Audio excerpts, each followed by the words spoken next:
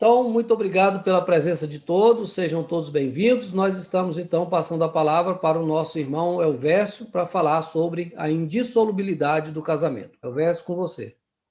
Ok. Sejam bem-vindos, todos.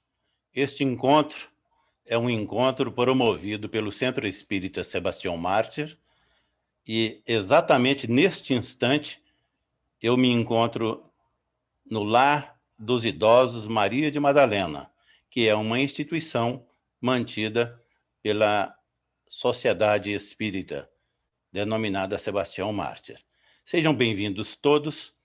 O nosso irmão Frederico já anunciou o tema. Este tema ele está inserido no capítulo 22 do Evangelho. Esse capítulo 22, ele trata: não separeis o que Deus uniu. E logo, subtítulo, tem a indissolubilidade do casamento. Bem, nós espíritas, às vezes, nos precipitamos um pouco no nosso raciocínio para entendermos expressões como essa contida no Evangelho, indissolubilidade do casamento, e dentro de um capítulo do Evangelho segundo o Espiritismo, que é o capítulo 22. Não separeis o que Deus uniu. Bem, o que Deus une verdadeiramente, nós não temos nem acesso para separar ou deixar de separar, porque a obra de Deus, ela é perfeita. Nós não vamos discutir aqui hoje os atributos de Deus, mas Deus não é perfeito. Perfeito é o ser que progride e chega ao grau de perfeição. Deus é a própria perfeição. Nós dizemos assim, porque Deus é amoroso. Não, Deus não é amoroso. Deus é a essência. Ele é o próprio amor. Então, nós não temos como discutir aqui a separação daquilo que Deus uniu, porque o que Deus está elaborando no universo, e especificamente nós estamos estudando aqui o Evangelho, mas vinculados ao planeta Terra. Então, o que Deus uniu e une, nós não temos nem acesso para separar. E imaginando, quando nós estamos lendo este título do capítulo 22, e imaginando que seja referente ao casamento, porque o subtítulo diz sobre isso, indissolubilidade do casamento. Para começo de conversa, casamento é uma instituição humana, é uma instituição vinculada a normas que são elaboradas, que são legisladas, e cada país tem os seus regimes. O que nós estamos acostumados, e aí é possível que nós nos equivoquemos quando estamos com este título, não separeis o que Deus uniu, é com o aspecto religioso que se dá ao casamento. E nós imaginamos que o ritual dos casamentos, dentro das respectivas agremiações religiosas, isso vem de longe, que esse ritual é um ritual que foi estabelecido por Deus. Não foi. Deus não tem nada a ver com isso. Esse ritual, ele é estabelecido, em um primeiro momento, pela autoridade do Estado, porque já tem muito tempo que o Estado assumiu a regulação destas normas que tratam sobre o casamento, para exatamente falar sobre bens, sobre patrimônio, falar sobre coisas materiais e terrenas. Então, quando se vai a um cartório para realizar um casamento, já tem um ritual. Mas os rituais mais conhecidos e aqueles que mais encantam o ser humano é o ritual religioso. E aí vai depender do segmento religioso. Qual é este segmento? O segmento religioso tem, sim, na sua celebração, algumas palavras, mas são palavras que o ser humano, a sociedade terrena, é quem responde por elas. Não é um ensinamento que vem de Deus. E quando nós estamos aqui falando de Deus, e o capítulo 22 está no Evangelho segundo o Espiritismo, nós temos, claro, que falar sobre Jesus. Porque o Evangelho segundo o Espiritismo, ele é um trabalho das 4 obras de Kardec, ele é um trabalho que o Kardec elaborou para primeiro, dar aos espíritas, permitir a cada um de nós as condições de acesso às lições crísticas. Então, o que o Kardec faz? O Kardec vai lá na Bíblia, para quem não é do ramo. A Bíblia ela é dividida em duas partes, Velho Testamento e Novo Testamento. O Velho Testamento é aquela parte que cuida das orientações, dos esclarecimentos que falam desde o começo de uma presença humana na Terra e vai até próximo de Jesus. O Novo Testamento é de Jesus para cá. A Bíblia não é um livro que sempre existiu. Mais ou menos lá pelo ano 400, os livros religiosos todos, principalmente vinculados ao cristianismo, eram livros que estavam separados um do outro. Aí, por ordem do Papa Dámaso, um religioso, um padre chamado Jerônimo, foi convocado, ele era um teólogo, ele foi convocado pelo Papa para montar a Bíblia. E ele o fez com maestria. Ele levou este teólogo que eu me refiro, que era um padre, e foi depois canonizado pela igreja como São Jerônimo. O Jerônimo levou 40 anos para estruturar o livro bíblico. Isso é interessante. Então, nós estamos falando do Evangelho segundo o Espiritismo, como Kardec elaborou este Evangelho. Ele convocou, ele chamou os espíritos dos evangelistas para que viessem e, via mediúnica, na sua época, pudessem ajudá-lo na confecção do Evangelho segundo o Espiritismo? Não. Ele foi lá no Novo Testamento, pegou os evangelhos de Marcos, Mateus, Lucas e João, são os 4 evangelistas. Voltando no Jerônimo. O Jerônimo, para chegar nestes 4, para definir a Bíblia no Novo Testamento, com os 4 evangelhos de Mateus, de Marcos, de Lucas e de João, ele teve um trabalho enorme. Ele encontrou, o Jerônimo, ele encontrou na sua pesquisa mais de 80 evangelhos. Nós acabamos de dizer que ele demorou 40 anos para montar a Bíblia. Pois então, ele teve uma mão de obra terrível para chegar nos 4. Ele foi eliminando cada um por vários problemas. Esses problemas nós vamos mencionar alguns, e como nós estamos refletindo sobre lições, sobre normas, estamos falando dos evangelhos, estamos falando de Deus, é preciso que a gente tenha pelo menos uma ideia. Ele, para optar pelos 4, ele teve que eliminar um monte de coisas. Uma das eliminações, um dos critérios de eliminação que ele utilizou foi da linguagem, porque os evangelhos foram escritos em línguas que, já na época de Jesus, elas eram difíceis, eram raras. E imagine depois, no ano 400, quando não tinha computador, não tinha gravador, e o nosso irmão, a mando do Papa Dámaso, estava montando a Bíblia. Então, ele foi eliminando pelo critério do idioma, o idioma mais conhecido, mais fácil. Então, grande parte dos escritos vieram em sânscrito e alguns outros idiomas que eram mais falados, mas sempre, aí nós vamos até esquecer a palavra idioma para mencionar o dialeto, sempre num dialeto que pudesse ser identificável. Então, o Jerônimo escolheu os 4, Mateus, Marcos, Lucas e João. Quando o Kardec foi elaborar o Evangelho segundo o Espiritismo, lá em 1860 e pouquinho, 61, 62, o Kardec foi lá no Novo Testamento e trouxe para o Evangelho segundo o Espiritismo estes 4 evangelhos, o de Mateus, de Marcos, de Lucas e de João. Mas para que nós tenhamos uma ideia, nós dissemos isso em alguns momentos, para como essas coisas são dificílimas, o primeiro evangelho, que é o de Mateus, e essa lição de hoje do capítulo 22 está num texto do Mateus, ele escreveu o evangelho segundo Mateus lá pelo ano 65. Se Jesus retornou à vida espiritual no ano 33, olha quantos anos após. O João, quando escreveu o Evangelho segundo João, ele já escreveu com uma idade bastante avançada e já lá pelo ano 90, ou seja, 60 e poucos anos depois do retorno de Jesus à vida espiritual. Quando a gente fala sobre depois do retorno de Jesus à vida espiritual, nós às vezes equivocamos aí e imaginamos, é porque Jesus foi embora e tchau, nunca mais tivemos notícia. Não, Jesus nunca nos deixou. Ele está conosco sempre. Hoje está muito na moda a palavra onda. A sua onda mental, a sua onda espiritual, ela é presente na Terra, no planeta Terra, nas frações de segundos da existência do planeta.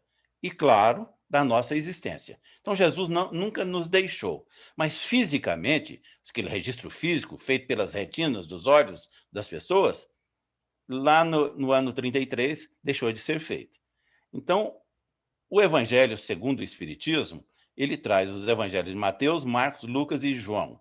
E nós estávamos dizendo, quando esses evangelistas escreveram, eles escreveram em idiomas que já na época do Dámaso e do Jerônimo não eram conhecidos. Por exemplo, o último dos evangelhos, que foi o do João, foi o único evangelho escrito em grego. Aí todo mundo imagina, mas o grego já é conhecido até hoje. Não, o grego que foi escrito, que o João escreveu, foi o grego dos mais antigos que tinha, e ele nem era mais... uma parte do idioma grego que não é mais conhecido. Então, o Jerônimo foi lá e capitalizou em cima desses 4 e chegou na conclusão que os 4 eram aqueles que estavam mais próximos. O que representa... Isso é interessantíssimo para nós agora, e para nós espíritas também. O que representa o evangelho? Ou seja, vou botar no plural. O que representam os 4 evangelhos, Mateus, Marcos, Lucas e João, para nós, no estudo que nós estamos fazendo, independente do tema de hoje, quando nós estamos discutindo aqui que não devemos separar aquilo que Deus juntou. Representa, sim, as lições de Jesus.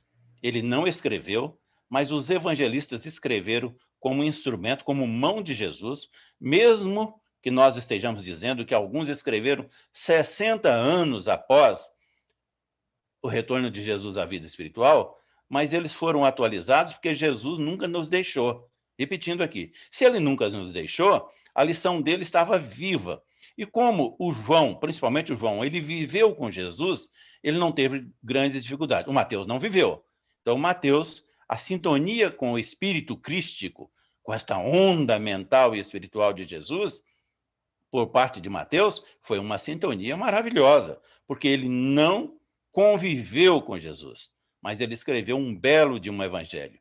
Como a lição de hoje está lá, nós estamos fazendo esta lembrança. Bem, estes evangelhos representam, e é isso aí que nós estávamos neste instante levantando, representam atenção aí, os evangelhos representam para a sociedade terrena a maioridade de nossas almas. Ou seja, no nosso processo evolutivo, naquele instante que os evangelhos estavam sendo escritos, que Jesus esteve na Terra, ele viveu os evangelhos, e depois os evangelistas escreveram, ele representa a lição que Jesus deixa para nós no momento que a alma humana estava alcançando a sua maioridade. Isso é importantíssimo para nós. Importantíssimo por quê? Porque nós não podemos ser levianos e entendermos a lição crística assim, sem mais nem menos que daqueles cuidados que são requisitados para que nós tenhamos ao estudar as lições evangélicas. Primeiro, dissemos aqui, foram escritas por irmãos, 2 dos 4 não conviveram com Jesus, e muito tempo depois do convívio com Jesus. E o Evangelho, ele busca retratar exatamente a fala crística. Então, esta leviandade, ela fica patente quando nós, espíritas e cristãos, não observamos nas suas mensagens aquilo que é para a posteridade. Exatamente por isso que relembramos o Evangelho, vou botar no plural porque estou me referindo aos 4. Os Evangelhos representam as lições que marcam a maioridade da alma humana. Ou seja, no processo evolutivo, a alma humana, naquele instante, estava pronta para receber as lições crísticas. Bem, então, continuamos em cima do tema. O tema diz assim, que nós estamos estudando o casamento e que o casamento ele é indissolúvel. Não tem nada disso no Evangelho, não. As regras, os evangelhos, eles trazem para nós um monte, eu vou usar outra palavra, regras não, vou usar normas. Eles trazem, estou usando no plural por causa dos 4. Os evangelhos trazem para nós, cristãos, muitas regras. O Kardec, quando escreve ou coordena a montagem do Evangelho segundo o Espiritismo, ele pega os 4 evangelhos, fielmente daquilo que o São Jerônimo deixou, e dá uma ênfase, mas muito grande, ao aspecto moral. Ora, quando Kardec dá ênfase às lições evangélicas neste aspecto moral, nós já estamos percebendo que o Allan Kardec, ele colhe, no momento que ele está fazendo o Evangelho, lá em 1860, 1861, 62, ele já colhe dos espíritos, numa fase mais avançada da sociedade, ele já colhe outras informações. E aí ele monta o Evangelho segundo o Espiritismo. E não tem no Evangelho nada que fale sobre isso aqui, não. Esse negócio de dissolver casamento. Por que não tem? Porque essa legislação de Deus, como nós estamos falando de Deus, estamos falando de Evangelho, estamos falando de Jesus, deixa eu citar aqui uma outra passagem interessante. Tem um momento nesses evangelhos que Jesus, em se referindo a Deus, ele diz assim, eu e o Pai somos um só. Isso é interessantíssimo que nós reflitamos sobre isso. Eu e o Pai somos um só. Não vamos nos precipitar neste instante e entender assim. Então, Jesus está dizendo que ele é Deus? Não. Jesus está dizendo que a afinidade dele com Deus é uma afinidade que nós não temos como mensurar. Eu vou citar uma outra passagem interessante, essa é do Paulo. O Paulo tem um momento da sua vida que ele diz assim, já foi bem no finzinho da sua vida, terrena, eu já não vivo mais em mim, Cristo vive em mim. Quando Paulo escreve isso, ele está dizendo assim, que ele virou Jesus? Não. Está dizendo que ele entendeu Jesus tão bem que a sua sintonia, que o seu pensamento se tornou um pensamento crístico. Mas Jesus é Jesus, continua sendo Jesus, e ele continua sendo Paulo. Porém, ele diz isso. Jesus, o Cristo, vive em mim. Quando Jesus fala sobre Deus, que ele e o Pai, ele diz, eu e o Pai somos um só, o sentido é mais ou menos este. Por que nós estamos falando sobre isso? Por várias razões. Uma delas, nós, seres humanos, vivemos no planeta Terra. Seres humanos, eu poderia estar me referindo ao universo. Não, vamos reduzir isso aqui. Vamos diminuir a nossa bola. Nós, habitantes da Terra, almas humanas, habitantes da Terra, vivemos na Terra. É claro que as leis de Deus, elas alcançam o universo, mas especificamente para falar do casamento aqui, da sua indissolubilidade, nós, seres humanos, vivemos sob a égide de uma legislação divina. Uma legislação que vem de Deus, que Deus, lá no Velho Testamento, via mediúnica por Moisés, dita para o Moisés os 10 testamentos, as lições iniciais da Gênesis, para que nós saibamos o que é amar, e também por Jesus, quando Jesus traz os evangelhos nas palavras, nas escritas dos 4 evangelistas, para que nós, na nossa maioridade, comecemos a compreender isso. Mas toda norma, ela é dinâmica. Ela é elaborada num instante, nós nos referimos agora. Os evangelhos foram elaborados, os 4, numa fase de maioridade, quando o ser humano, a alma humana, estava alcançando essa maioridade. Mas a lição é dinâmica. A lição crística, ela não é estática.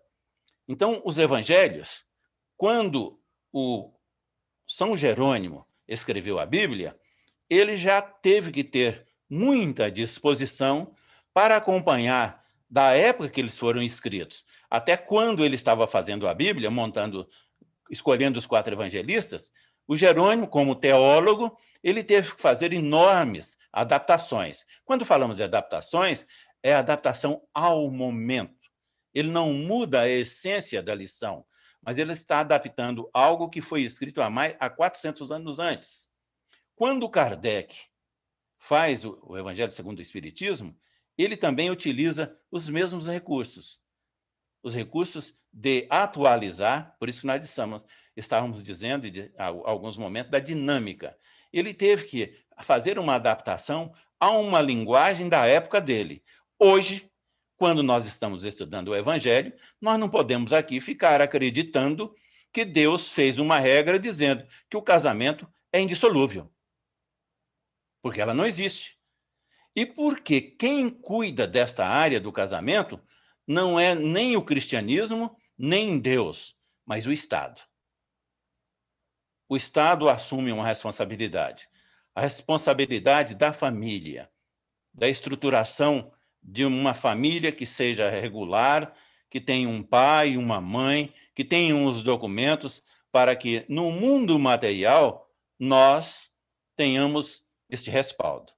Então, estamos dizendo para todos que temos dois tipos de normas que cuidam do casamento. Uma, a norma do Estado, aquela que é legislada nos regimes democráticos, em nome do povo, pelo legislador, e nos outros regimes, por quem legisla em estados que não são democráticos. Esta legislação é a legislação perfeita, é aquela que diz tudo o que tem que dizer para que o cidadão, para que a sociedade tenha e viva uma harmonia? Nem sempre. Às vezes, essa legislação atende muitos interesses. Como eu já passei de alguns anos, aí já vivi um pouco mais, lá atrás, eu tive a condição de conhecer essa juventude que está participando comigo agora, todos, mesmo que tenham 70 anos, mas é uma juventude, eles nunca ouviram falar de um negócio chamado desquite. Pois bem, o desquite era um instituto que não acabava com o casamento, mas fazia uma separação. É só para dizer da legislação. Então, hoje, 2021, nós temos no Brasil uma legislação civil que cuida das regras do casamento. Os rituais, as liturgias, elas são estabelecidas pelos segmentos religiosos, não pelo Estado, porque o Estado ele é laico, ou pelo menos deve ser laico. As regras que o Estado cria lá no direito civil são regras laicas, que não têm nada a ver com a religião.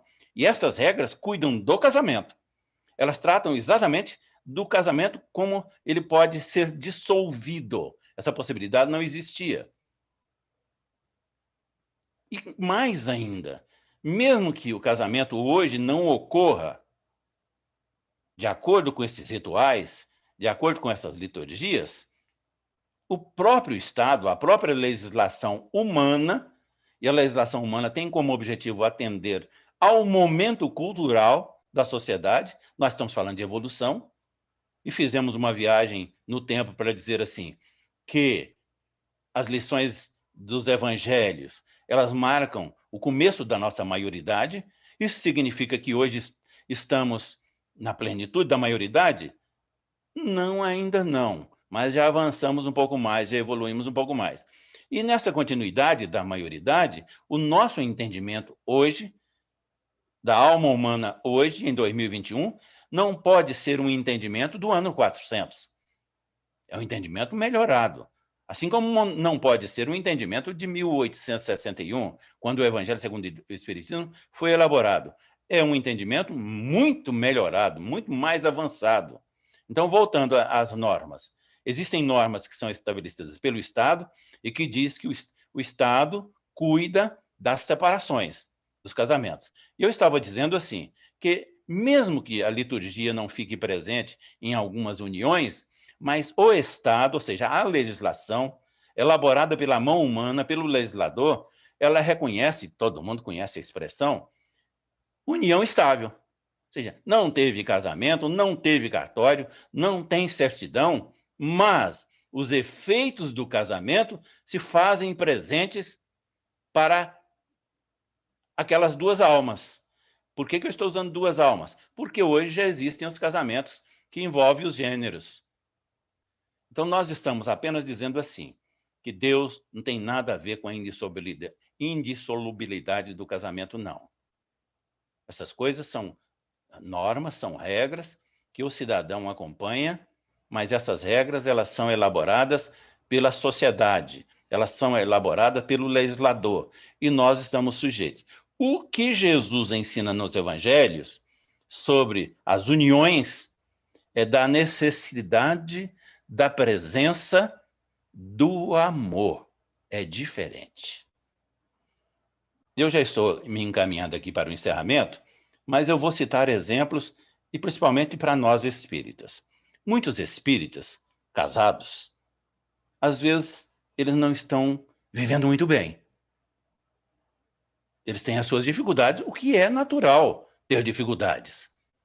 Mas, por ser espírita e por conhecer as lições dos evangelhos e as orientações da doutrina, esses espíritas acabam dizendo assim, não, eu vou manter o meu casamento, porque entre o casal, entre o marido e a esposa, entre a esposa e o marido, existem compromissos. E se eu falho neste compromisso, eu não saldo o meu karma. E mais do que isso, eu vou desencarnar com problemas. Isto é um equívoco de um tamanho que nós não podemos nem mensurar neste instante. Porque seria, de acordo com as normas de Deus e de Jesus, uma heresia tão grande dizermos assim, que nós não podemos, o casal que está nessa condição não pode se separar, porque eles vão ficar com dívidas um para com o outro, para que elas possam, no futuro, terem um acerto, que a gente chama de karma. Isso é um equívoco, isso é orientação religiosa, é aquela orientação que vem da religião e que tenta transferir aquilo que é parte do coração, que são os sentimentos, para o cérebro, para que o cérebro raciocine. É um equívoco. A gente diz assim, eu não posso separar, aí as pessoas vivem amarguradas, passam uma vida inteirinha se ofendendo, mas dizem assim, eu vou manter o meu casamento porque eu não posso me separar. Porque se separo, olha, ninguém quita dívida com o próximo. Pode sofrer o tanto que quiser, casados, juntos, com educação, ou às vezes não com tanta lhaneza, mas com alguns desequilíbrios, mas ninguém está quitando dívida. O que nós fazemos quando enfrentamos algum dissabor, não só neste aspecto, mas em outros também da nossa existência, é permitir que a nossa consciência, que é individual, que é personalíssima, ela reconheça, que nós reconheçamos os nossos delitos. Mas ninguém paga a dívida para o outro. Viver, eu vou aguentar o meu casamento, porque se eu separo, vai viver angustiado agora que eu digo é na encarnação presente, vai desencarnar angustiado e vai continuar angustiado depois do desencarne. Porque, às vezes, nós ficamos imaginando, há um salto de qualidade quando vem o desencarne. Meu Deus, eu fui um bom marido, eu fui uma boa esposa, embora tenha tido vários problemas, mas eu aguentei firme ali.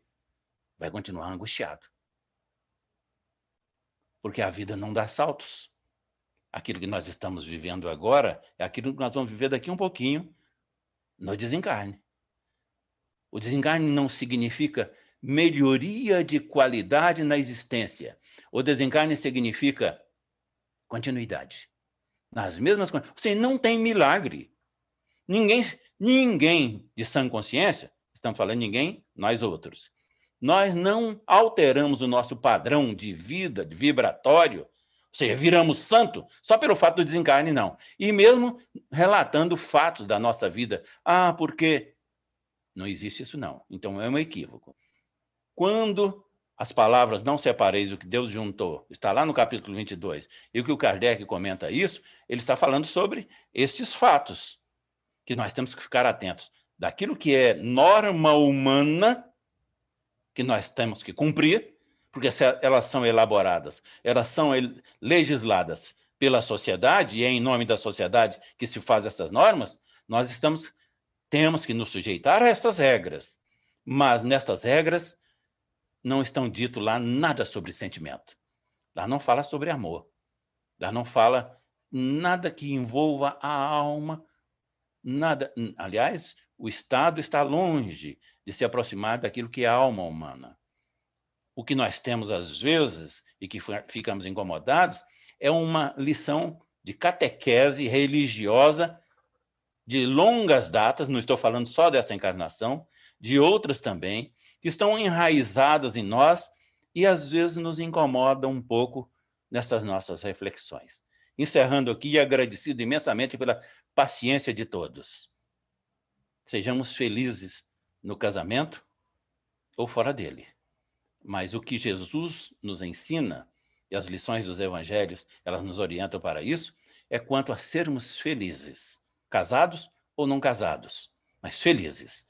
Nada de preocupação quanto à separação, porque a separação, às vezes, pode até ser um aspecto positivo. Quando nós deixamos de desrespeitar um ao outro, no caso, estou me referindo ao casamento, e separados, passamos a ter este respeito vivenciado por ambos.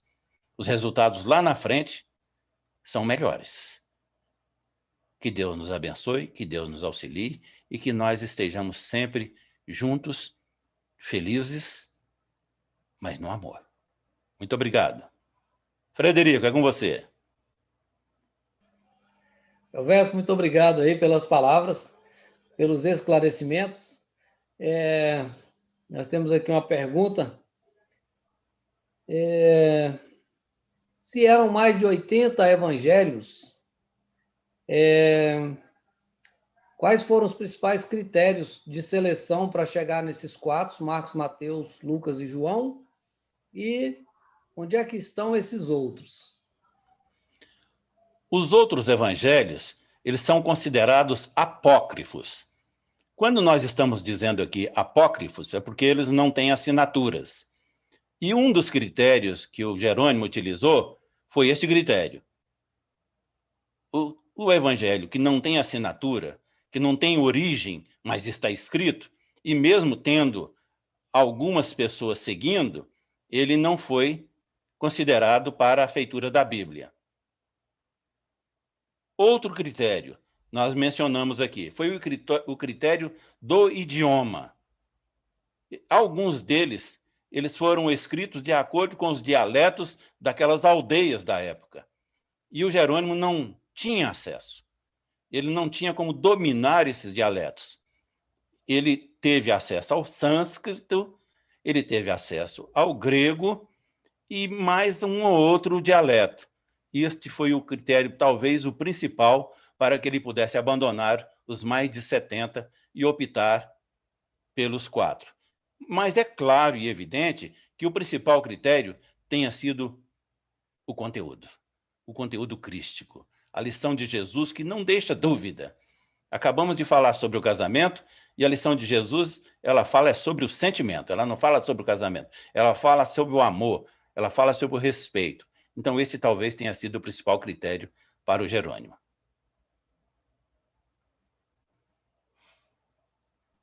Uma outra questão aqui, Elvésio, é sobre as afirmações. No caso, você disse ali que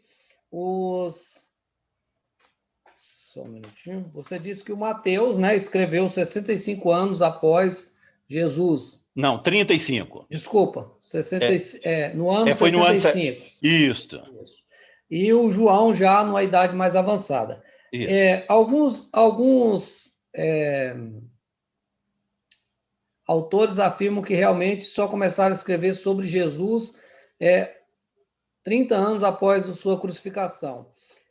Mas nas obras, como é que a gente explica nas obras, por exemplo, no Paulo de Tarso, que o Paulo de Tarso ele recebeu o pergaminho ali do Gamaliel 3 ou 4 anos após a crucificação de Jesus, e esses pergaminhos já circulavam.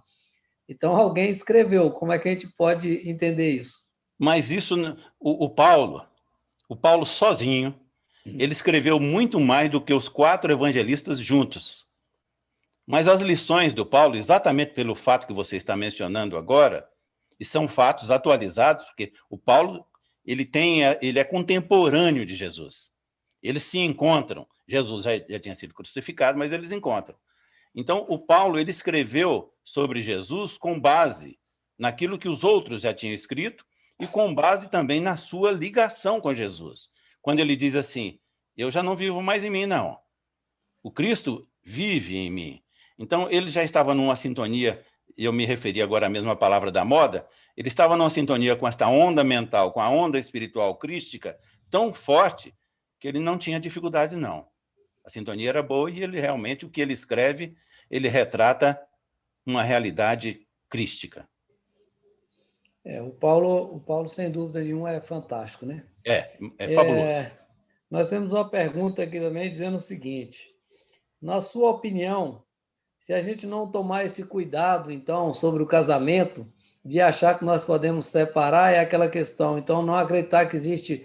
Um amigo meu até costumava dizer assim, namorou bastante tempo, que ele dizia, não existe namoro de provas, existe casamento de prova. Então, eu vou namorar bastante, que é para eu escolher a pessoa certa.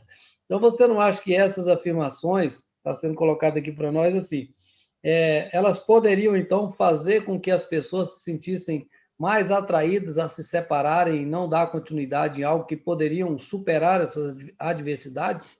Tem 40 mil anos que nós dominamos o livre-arbítrio. Podemos tomar a decisão que desejarmos, só com um pequeno problema. Nós responderemos por todos os fatos e por todos os atos. Então, sem dúvida nenhuma. Agora, quando nós mencionamos o Kardec dando ênfase ao aspecto moral, ele está valorizando isso aí. Ele está dizendo assim, que as dificuldades que se apresentam na nossa vida, elas se apresentam para que nós tenhamos lições maravilhosas, mas não para que nós soframos. Não tem uma lição de Jesus nos evangelhos dizendo sobre a necessidade nossa do sofrimento, para que nós paguemos contas com o sofrimento. Os nossos ajustes, eles virão com o nosso entendimento, com a nossa consciência recepcionando. Eu não posso ter nada externo. Eu não posso ter uma vida regular no casamento para que os meus amigos, para que a minha vizinhança possa olhar isso.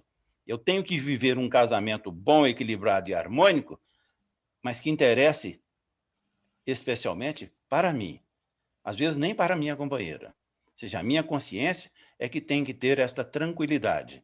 Aí sim, aí nós estamos aprendendo. Aí sim, o fato kármico está sendo ajustado. Ou seja, arrumar outro karma para o futuro, sem dúvida, nós podemos arrumar uns montes, mas só que teremos que responder por isso. Somos livres. Isso chama liberdade. Um outro questionamento aqui para nós é o seguinte, deixa eu ver se eu entendi aqui. Sejam generosos. Mas uma separação pode ter consequências que um dos cônjuges não quer assumir. É correto? Olha, nós não vamos discutir a separação, nós vamos discutir a personalidade de cada um, as responsabilidades de cada um. Não é questão de um não responder, o outro um responder e o outro não responder.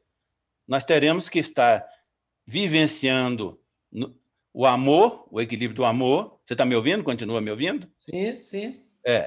E sem nos preocuparmos que o semelhante esteja pecando ou não. Nós somos responsáveis por nós mesmos. Eu não posso assumir aquilo que é do meu semelhante, mesmo sendo da minha companheira que está comigo há mais de 50 anos. É dela. O que é meu, é meu. Cada um assume aquilo que é ônus das suas ações e das suas reações. O amor deve pautar segundo suas obras. Exatamente. Agora mesmo estávamos conversando aqui que a nossa vida é o seguinte: aquilo que nós estamos agora, nesse instante, respirando, é o somatório de todo o nosso passado. Nem mais, nem menos. Tem uma irmã aqui dizendo para nós assim, não sei se é uma pergunta, mas vamos lá. Como sempre, mandou bem. Nada pode ser certo se for obrigado. Infeliz e com angústia. Um casamento assim acabaria sendo negativo a toda a família. Acho que mais um comentário mesmo, né? Mas se o senhor quiser... Pois é, Frederico, muito. Esse raciocínio... Nos depoimentos dos nossos irmãos que desencarnam, muitos aparecem com uma angústia terrível. Mas eu cumpri, eu casei, eu aguentei. Olha a palavra, eu aguentei. E quando ele diz eu aguentei, ou seja, eu agi assim, presta atenção, todos prestemos atenção. É muito mais idealização do que a realidade. Você idealiza e transfere a idealização para a vida como se fosse real. Não é. É ilusão.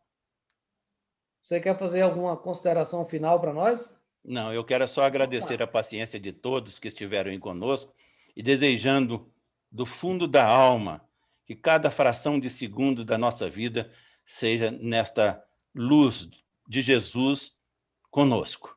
A sua presença constante, diariamente conosco. Muito obrigado.